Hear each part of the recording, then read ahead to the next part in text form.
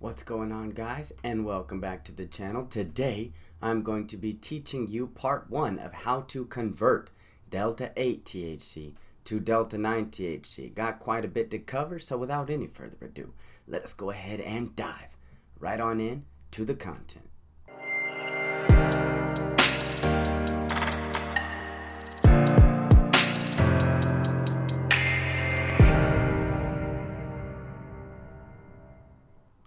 Yes, you already know. Hit that like, subscribe, bell button notification.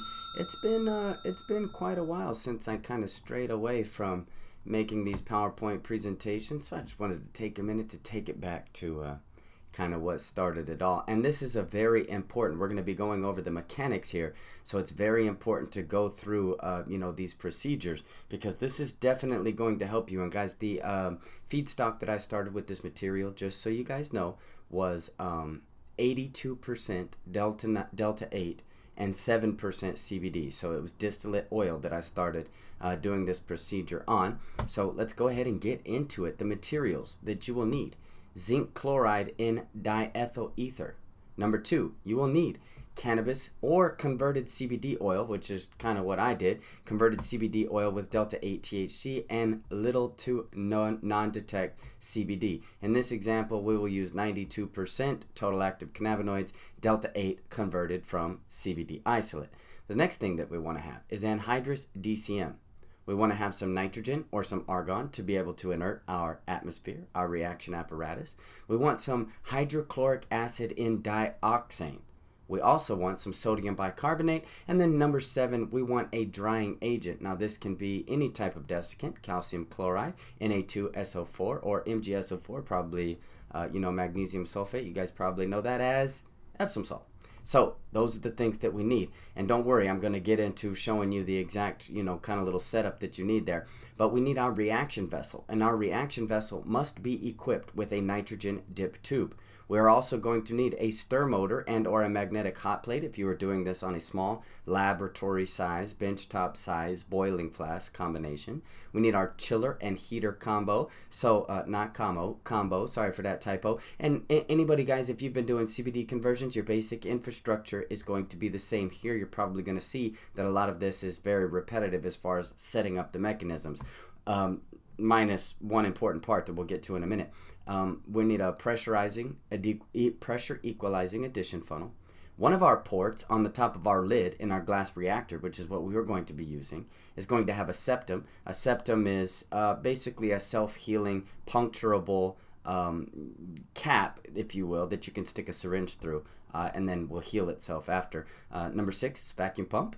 Number 7 is we want a ventilation over the top of our reactionary vessel, or carried out under a fume hood, once again, if you are in fact in that benchtop scale where you are using a boiling flask. Okay, so let me show you. Oh, important. This is very important. So before you go get your glass reactor out and you're like, yeah, bro, I'm about to do some delta 8 to delta 9 conversion, which obviously is huge, right? I mean, that's great. Delta 8 is cheap and all over the place, and many people only think that the only way to remediate delta 8 from delta 9 is to run it through a chromatography column.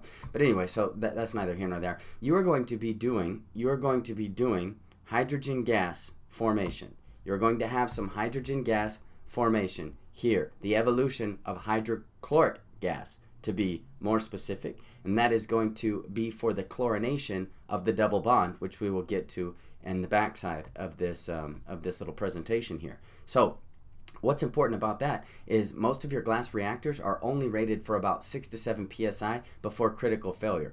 What does critical failure mean? Well, that means that your glass reactor has exploded, and that's really bad, especially since hydrochloric gas is pretty dangerous for you, and all of those other different things that you could tell we really don't want this to happen to anybody, right? So what we want to do is then check and then double check, double check, triple check with your manufacturer. Hey man, are you sure? Are you sure? And a lot of times this will look like an autoclave instead of just your standard glass reactor that has a jacket there that you can control the heating and the temperature.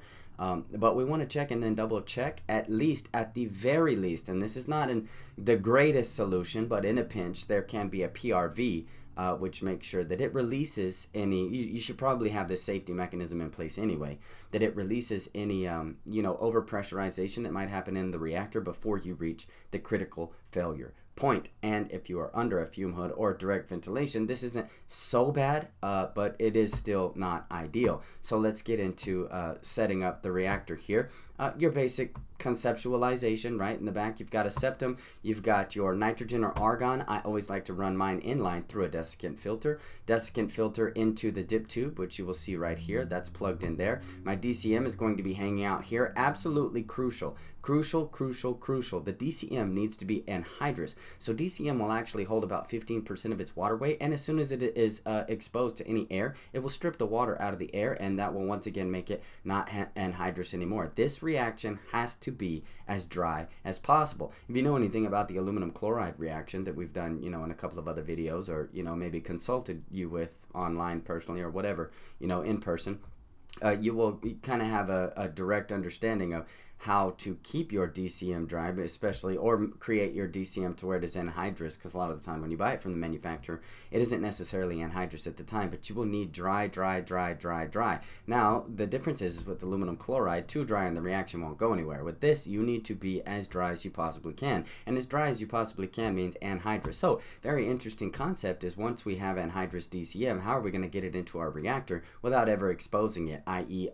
Disconnecting it and pouring it into the reactor? We don't want to do that. We also don't want to just pull the lid off. So what we need to do is we need to run our vacuum pump. And I just put this here so you know that this is DCM, but you would mainly have a solvent containment vessel, which would have a valve, which would allow you to go from the vacuum pump into the reaction chamber. From the reaction chamber, you would tube in to that accessory valve, and then whenever you're ready, you would pull the DCM via that tube up into your reactionary flask. And then once again, you just have your heater chiller combo that you've got here. Very important, this double walled reactionary system that you see right here, and that I'll show you in this video and in the own reaction that we did together, is definitely going to be able to handle that accelerated pressure increase. Once again, we absolutely do not want this thing to overpressurize on us. Okay, so when we're getting into it, what we're going to do is we are going to add our 3 kilograms of, that's what we use, 3 kilograms. Now, this hasn't been scaled past 3 kilograms, so this might be something that you like to play with in the future, but we did it right at 3 kilos.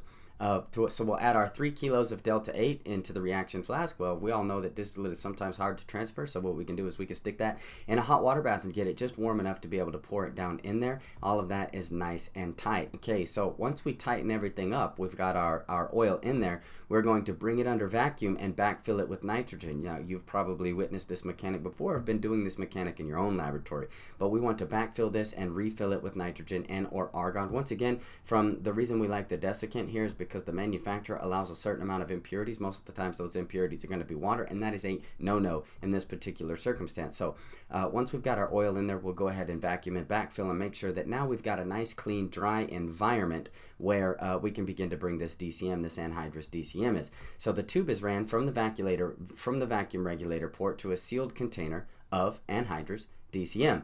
The vacuum pump is then used to pull 20 liters of this DCM into the reaction vessel. So 20 liters for 3 kilos of Delta 8. Now we're just going to begin to mix our DCM and our Delta 8 until that is completely dissolved. That's going to take you roughly 30 to 45 minutes. Okay, at this point, we want to begin bubbling a few psi, and by a few, I mean 3 to 5 psi of nitrogen through the reaction using the vacuum pump to evacuate any pressure buildup, or connect an available port to a mineral bubbler. If you know what that is, you can connect it to a mineral bubbler just so you can kind of have an ocular testament or testimony of the nitrogen that is actually bubbling through. Guys, not into the headspace, bubbling through the reaction mixture is what your nitrogen needs to be doing. Okay, so we can use, either one of those methods to kind of make sure that we do have, in fact, that going. Okay, so next, right up here in our fume hood, we have prepared our zinc chloride. 1N zinc chloride in our diethyl ether. So that's going to be hanging out right here. Now we are going to begin to slowly, we're going to begin to slowly, same as we add anything else, adding that zinc chloride into the reaction mixture. Okay, so that zinc chloride is getting added into the reaction mixture. We are allowing it to spin. And everything is looking pretty good. We've got it all in there. We're observing any volatility. We've got our vacuum pump on standby. Our PRV is on standby. All of our safety infrastructure is on standby. Our nice little fume hood is over here just in case we're monitoring this volatility if we need to evacuate any excess pressure, even though our double-walled glass reactor might, be able to handle or withstand the pressures of about 30 to 45 psi. We still do not want any volatility, and you shouldn't see too much of it during the addition of zinc chloride, but once again, be very slow, very careful, and very safe. Okay, so we're going to stir this reaction for 30 minutes, bubbling nitrogen the entire time, and using the vacuum pump to evacuate any pressure buildup if necessary. Okay, now all of these steps that you see right here are done at room temperature. Okay, so now once we've done that for our 30 minutes under room temperature, we are going to begin cooling our reaction vessels. So that means this big bad boy, bad girl right here is going to come into play, and we're going to drop it by 10 degrees Celsius every 10 degrees Celsius until we get from room temperature, which is 70, 75 degrees Fahrenheit, and we're going to drop it down until we're at -5 degrees Celsius. Once again, slow, and we're going to be stirring under a nitrogen blanket in a closed system. This system needs to be closed. So obviously you've got all of your DCM out here, right? So disconnect that. Take any available solvent. Guys, I couldn't tell you how many laboratories that I go to where there's just a bunch of solvent, catalyst, and everything just kind of hanging around the reaction apparatus area, and that is a no-no. Evacuate and remove all unnecessary or not in use solvents and catalysts from your reactionary setup because, well, for obvious reasons, okay? So now what we are going to have here is our septum.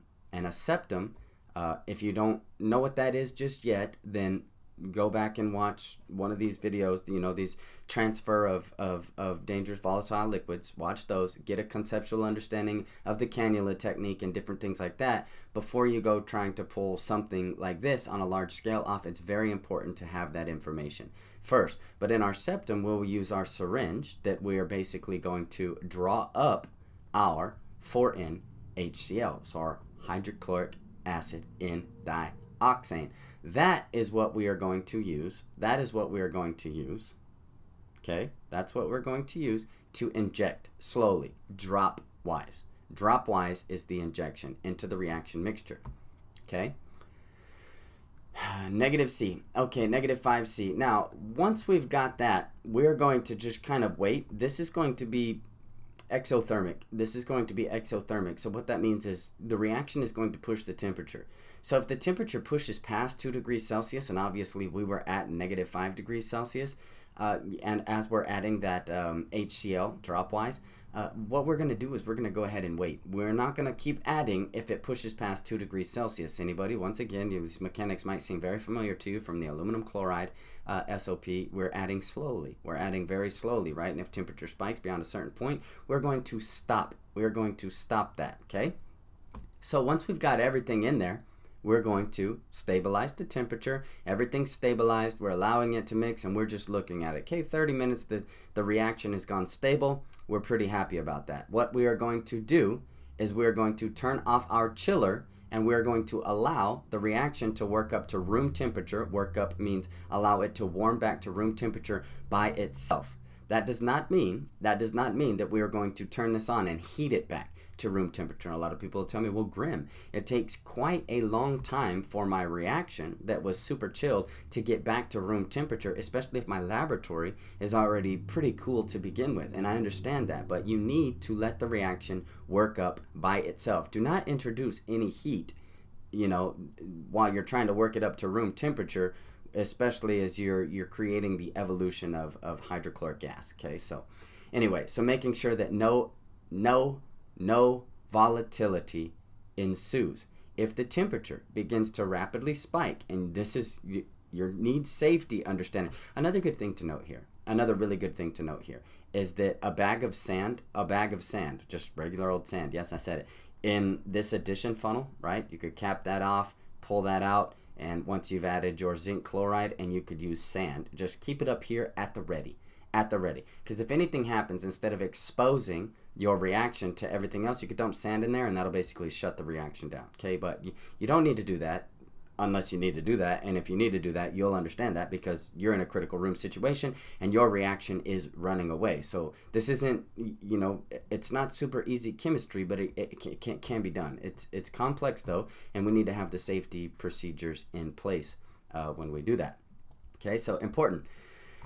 If the temperature spikes, then we're going to turn on that chiller and get it back down cold. If we can't get it down cold enough, that's where our sand is going to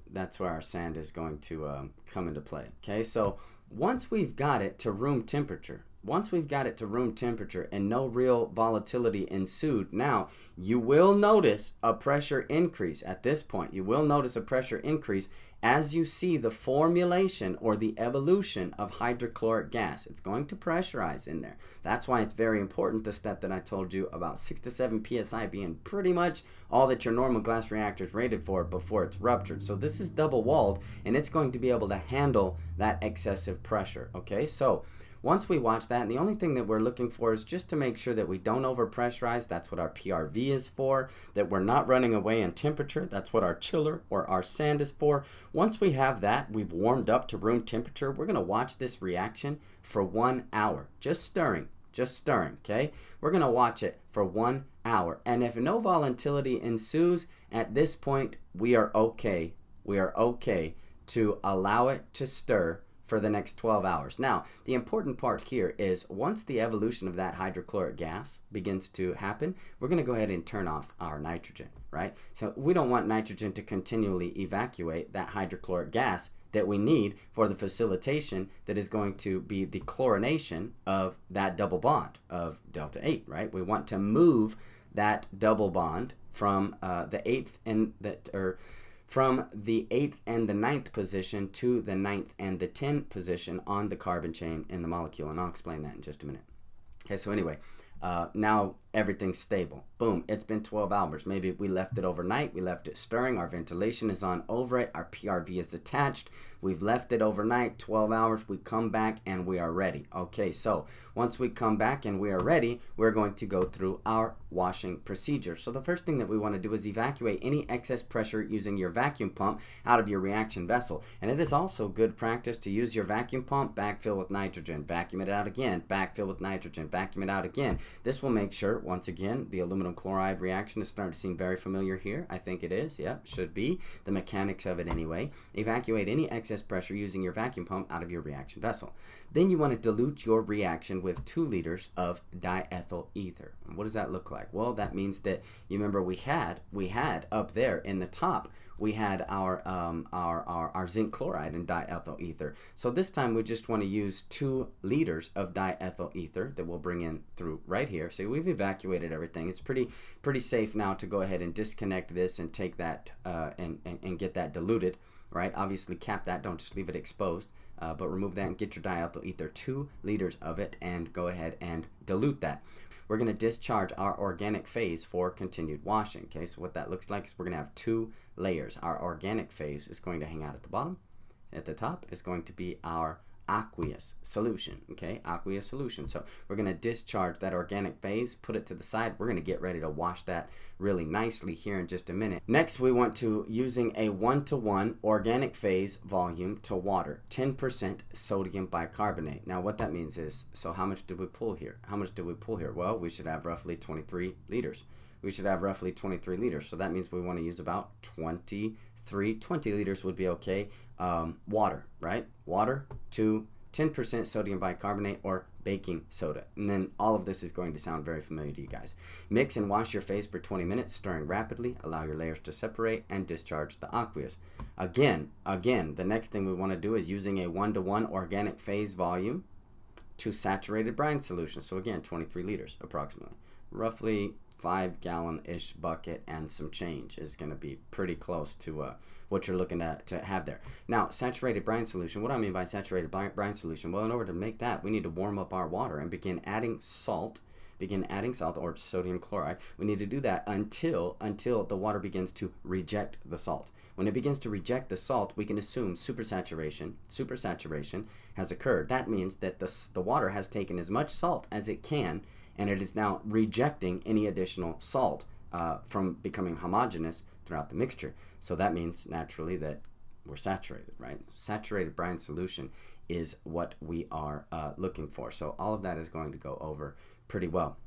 And I apologize, I did make a mistake in the when we dilute the diethyl ether, and I'm sorry about that. I might edit it out, I might not. So if you're watching this and it's not, well, there you go.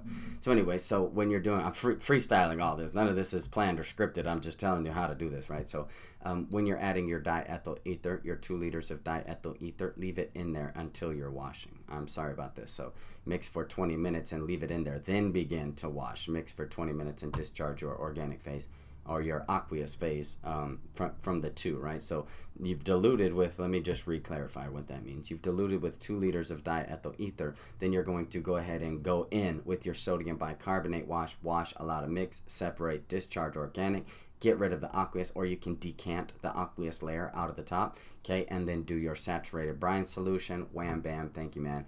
The exact same concept is going to happen right there. So at this point, now you're going to do that brine water wash twice, 2 times. 2 times brine water wash. 2 times brine water wash. At this point, you have pretty good. You have pretty good, okay? Once you've got the brine water wash, well, you're just going to go through your distilled water. 2x distilled water, okay? So you've got your sodium bicarbonate wash, discharge, allow to mix, separate, discharge. Then you've got your saturated brine water wash, 2x, discharge, drain reintroduce the aqueous, the organic phase, discharge the aqueous. Then you're going to have 2x just distilled water. Yes, distilled water. Don't use the water out of the garden hose. That isn't going to work, okay? And then we're good to go. Now, the next thing that we want to do is dehydrate our organic phase, because once again, we remember that DCM will carry about 15% of its weight in water of the 20 liters. A lot of it's going to be water, and you just used a lot of water in your washing procedures. So we need to go ahead and dehydrate that. Now, what that means is we can use our calcium chloride, our MgSO4, our Na2SO4, whatever we've got there, to dehydrate, and we're going to do about 10% the weight of the organic phase. So this is going to look like approximately 2,000-ish, 2,500-ish grams in a 3 kilo batch. And this is simple. This is what I like to do. You can put it in another container, or you can just dump your desiccant in here, mix it up for about an hour and a half, and then as you discharge through the discharge spout, put a nice little filter, one of those nice little scientific filters. You could just rubber band that around the top and discharge through. 10 micron would be fine, and discharge through, and it'll catch all those salts. And then you can when you're cleaning up your apparatus, which should be done with ethanol or isopropyl alcohol anyway, you can take that filter off and allow those salts to discharge, and also unscrew this discharge nozzle, and those salts will come pouring out, and that's okay. They're pretty much a wash. If you are using 4A molecular zeolite or something like that, then you can definitely regenerate that in the vacuum oven, but everything else, that's trash.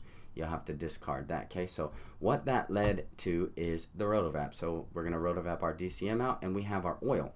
Now, what we've effectively created, what we have effectively synthesized there is HCl THC. That's HCl THC. So what that means is, in the next step that I'm going to show you in a video, probably, well, real soon. I had to split it into 2 videos because it was going to end up being like a 1 hour and 30 minutes. And guys, I see the retention time on my YouTube analytics, okay? I know that most of you guys only last about 3 minutes and 50 seconds. The truly dedicated people watch the entire video. There's not many of them. Most of them are just like, okay, boom, boom, boom, where's the SOP? Let's get that over with. So I'm going to split it into 2 videos, okay? So in the next, I'm going to teach you how to use the potassium T-amylate to go ahead and get rid of that HCl, and leave you with just converted Delta 9 oil that started as Delta 8 feedstock material. Okay, now the difference, what are we doing? What in the world are we doing, and why are we doing it? Okay, well, the only difference is, you will notice in these 2 molecules, Delta 8 THC and Delta 9 THC, they're structurally identical. Seriously, they are structurally identical, or very, very, very, very, very, very close. The main differentiator being the location of the double bond. So for instance, delta pretty much always in chemistry refers to the placement of the double bond. So when you say Delta 8 THC, all you're talking about is this double bond right here. So here's the 8th position on the carbon chain, and here's the 9th position on the carbon chain. Now, we always take the smaller numerical value when we're allocating. which way which side of the double bond, or what that molecule actually is. We will take the smaller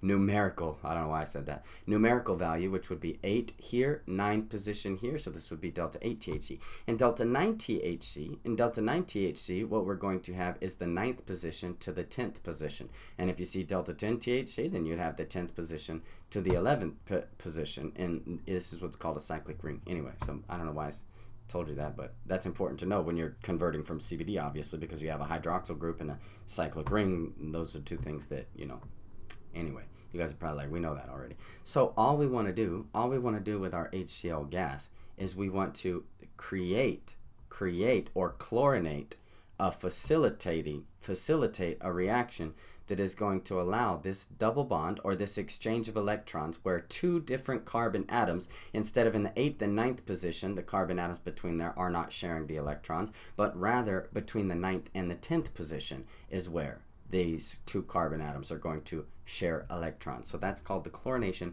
of the double bond, just kind of basically facilitating a reaction using that HCl gas to facilitate that reaction with that zinc chloride that is going to allow just an electron exchange, and depending on if it's not zinc chloride that it could also be a deprotonation exchange. But right here, just moving that right over, because while this alkyl side chain does have a big capabilities as far as the affinity of binding to the CB1 and CB2 receptors, we think, okay, well, that's actually the psychoactivity. What is the differentiate? This also has increasingly significant psychoactive effects based on where those double bonds are. A CBN, you got double bonds all over the place. But anyway, so that's neither here nor there. I just thought that you might want to know, like, why are we doing that? What are we doing it for? Well, we are doing it because delta 8 is basically pennies on the dollar. And CBD isolate, you find a lot of people that are trying to do CBD isolate conversions, and a lot of them inherently, especially if they can't take care of their reaction, well, we do know that, matter of fact, that moisture also causes, a significant change in the placement of where the electrons will be shared in that double bond. But that's neither here nor there. You see a lot of CBD conversions taking place, and you just kind of get what you get unless you control it precisely. You might get delta 8, you might get delta 9. Okay, so simple fact of the matter is that using PTSA with CBD isolate, it's super easy to get like a 98 percentile delta 8. So if you can use delta 8 as a feedstock to turn it into delta 9, well, it is a little bit more complex than if you were just to it. It's going to be a two-step synthesis, but it's a little bit more complex than if you were just a one-batch reactor size, CBD isolate into delta 8 or even delta 9. However, we can start with delta 8 THC feedstock. Now, for my other people, what I noticed in my certificate of analysis is no further XO-THC formulation or any, let's call them undesirables or unknowns that might have happened when I was looking at my chromatogram for my HPLC analysis. So what that means is basically we can target just the delta 8 THC to turn it into delta 9. So in this particular instance, starting with 80, I did find some residual delta 8 THC left over, and that is something that we'll be working on optimizing. This is just something for you to kind of get your mind thinking about it.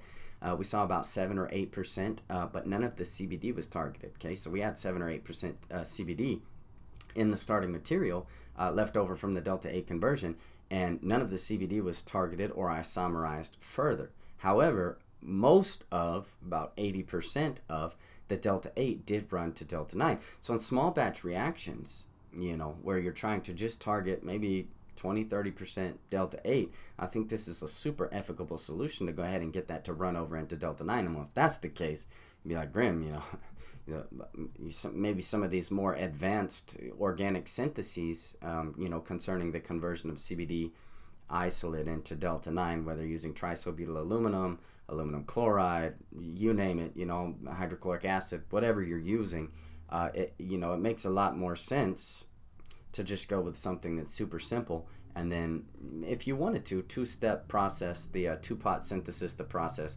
of that chlorination of that double bond from delta 8 THC to delta 9 THC. That will also enable you to kind of pivot yourself or leverage yourself, if you will, as a toll processor for other members of the market. And what I really wanted to do this for is because I have so many people, when the delta 8 craze, I know everybody here from this channel, everybody remembers it. When the delta 8 craze kind of like took off, there are so many people, investors, workers, that spent millions and millions of dollars and sunk that into the production of delta 8, which went into the trash basically just as soon as it came online, overnight. Basically, nobody wants delta 8 anymore, okay? So what about all of those people that made that significant investment? Well, this is a way that you could pivot instead of selling your entire laboratory and just giving up, throwing the flag. And this is a way that you could pivot and begin to create delta 9 THC.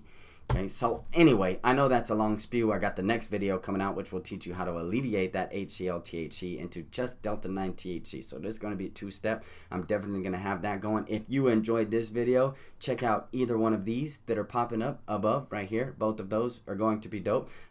You can also see how people are doing all kinds of crazy things around here. Anyways, it has been a blessing, a privilege, nay, an honor to be able to teach and consult with you guys today. Hope you found it helpful. Hopefully we earned your subscription. We'll see you in the next video. Peace out.